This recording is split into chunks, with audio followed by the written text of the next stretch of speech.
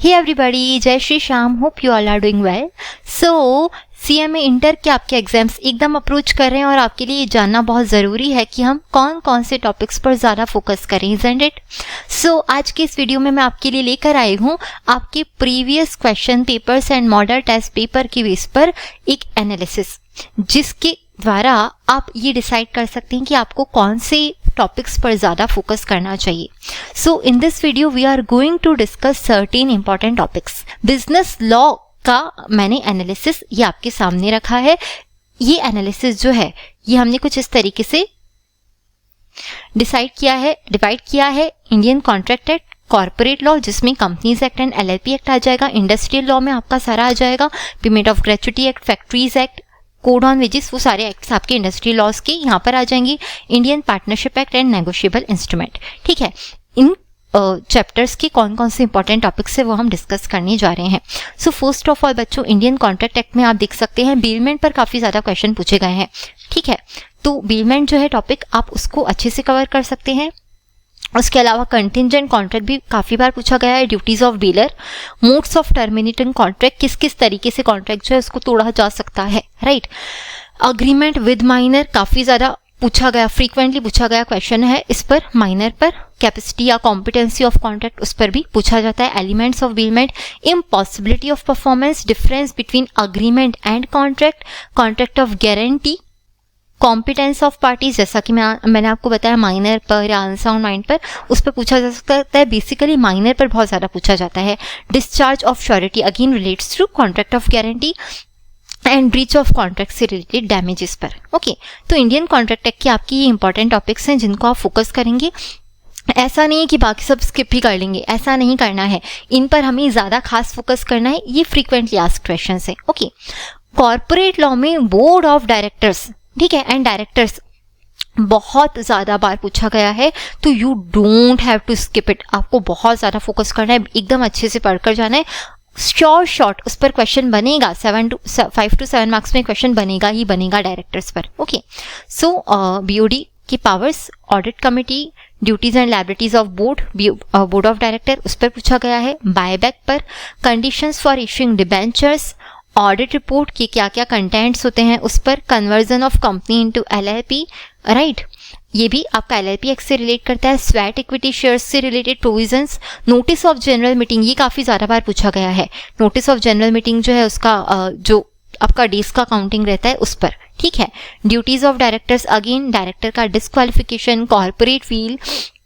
Apart from that shifting of registered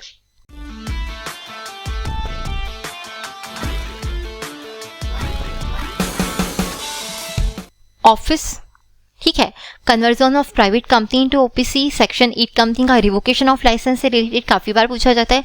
winding up with the order of tribunal of LLP. Okay, rotation and reappointment of director again director, right of shareholders, audit committee, alternate director again director. Okay, change in object loss की क्या process रहता है, क्या company अपना object loss change कर सकती है नहीं कर सकती, उसको लेकर केस स्टडी फॉर्म में भी बन सकता है.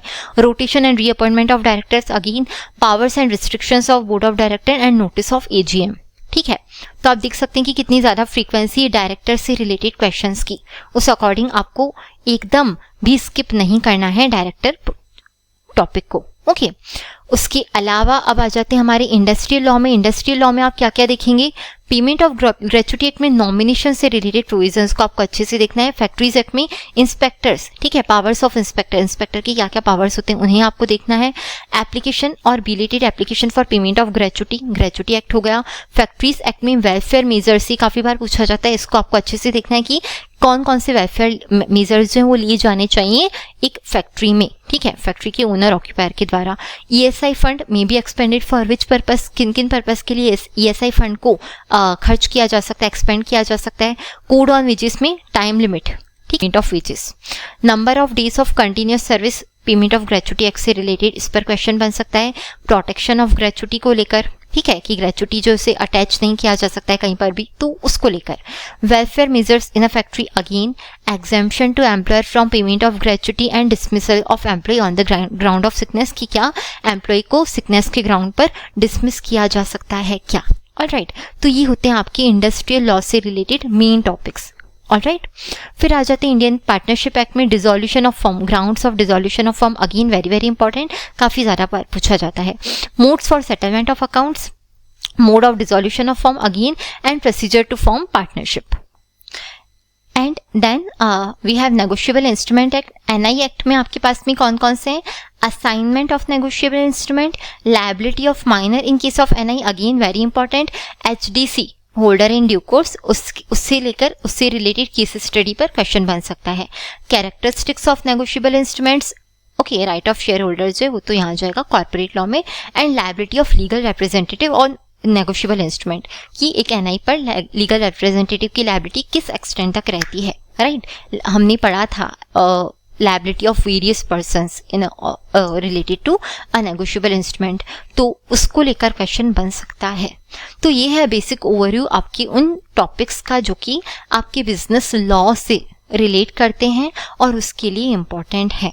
इन्हें आप देख सकते हैं. अगर आपको वीडियो हेल्पफुल लगी हो तो वीडियो को लाइक ज़रूर करें, अपने फ्रेंड्स के साथ में शेयर करें, और आपका एग्जाम के लिए प्रिपरेशन आप इस अकॉर्डिंग कर सकते हैं. And don't forget to share the session with your friends. Alright, we'll meet you in the next video. Bye bye.